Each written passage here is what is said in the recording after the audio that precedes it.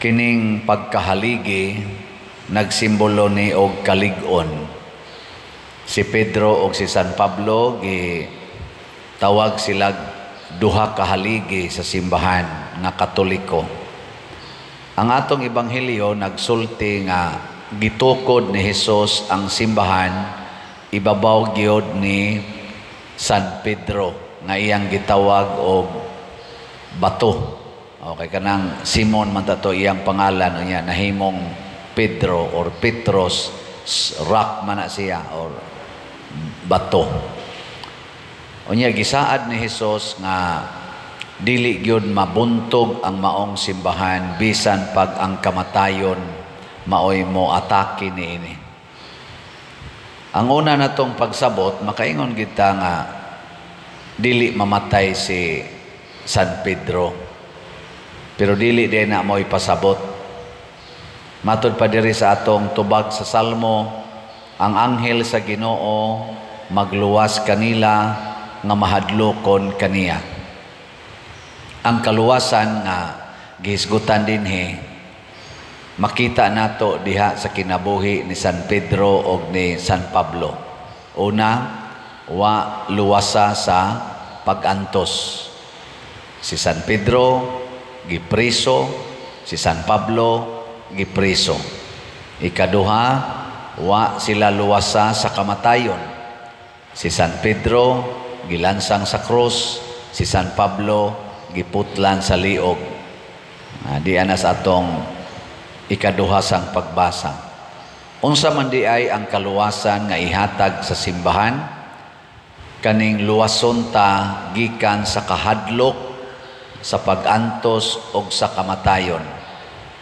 Si Pedro gipriso, relax ra siya, natugra niya, gipukaw sa anghel, gipabalik nga to sa templo, nibalik ra pud siya. Si San Pablo gipriso niya, giskidula nagkanus aputlas liog, nisuwat hinoon siya ni Timoteo nga niabot na kuno ang adlaw sa iyang kadaugan, nadlampos na niya ang lumba sa kinabuhi. Murabag kalipay ang gibati ni San Pablo sa dihang giskidula na siya nga patyon. Hindi ko no, lingi ako no na imong tupad na malipay kag skedulan kag patyon. Lipay mo. Di man gani mo malipay taktakos trabaho. Labaw na yung patyon. Ang ato karong mga leaders sa atong nasod,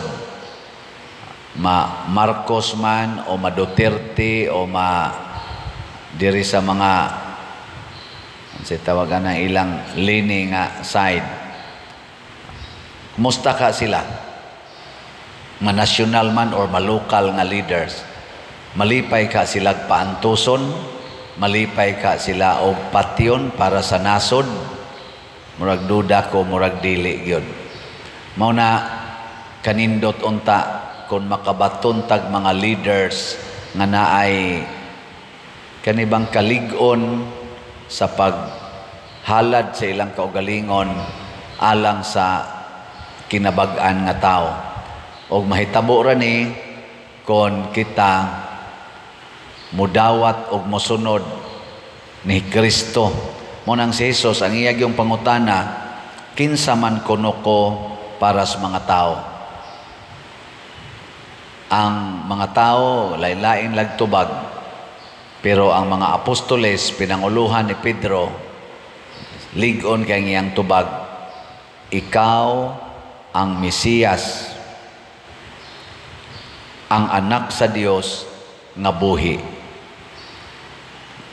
Ambot kita kaila ba katang Hesus no nga anak sa Dios nga buhi. Kay si Hesus ra ba para sa mga Hudiyo karon, anak ratog panday nga gipatay sa krus. Anak og panday gipatay didto sa krus. Ang tubag ni Pedro, anak sa Dios nga buhi. Mga igsoon, kung mao na ni ang atong tubag, ang resulta sad samas mga santos, samas gidangatan aning atong mga santo sa Pilipinas, San Pedro, San Lorenzo, dili na sadta mahadlok nga mamatay. Di na sad ta mahadlok nga magantos.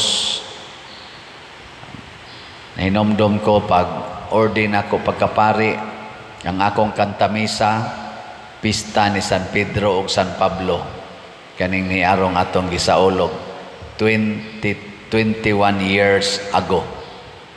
Ana. Unsa may akong gibati sa dihang naghimo ko sa akong kantamisa, dito ko nidangop ni Mama Mary, ang Virgins Guadalupe.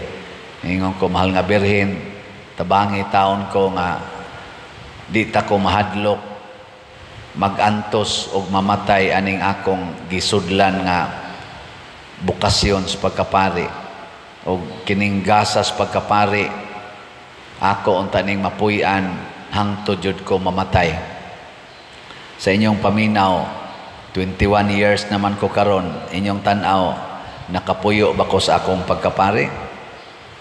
Secret. Mao na siya. Unsay atong commitment sa kinabuhi, anha ta diha magantos, anha sa ta diha mamatay. Pero ang kaluwasan nga ihatag sa Ginoo nato lig-unon ta niya.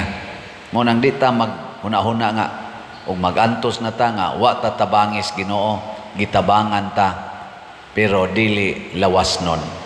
Mo na iampo nato nga magpadayon unta ang kalig-on sa atong mga leaders, labi na sa atong mga Katoliko nga mga leaders nga naa karon sa gobyerno, naas mga dagkong posisyon nga lig-on unta silang muantos og magpakamatay para gyud sa kaayuhan sa tanan.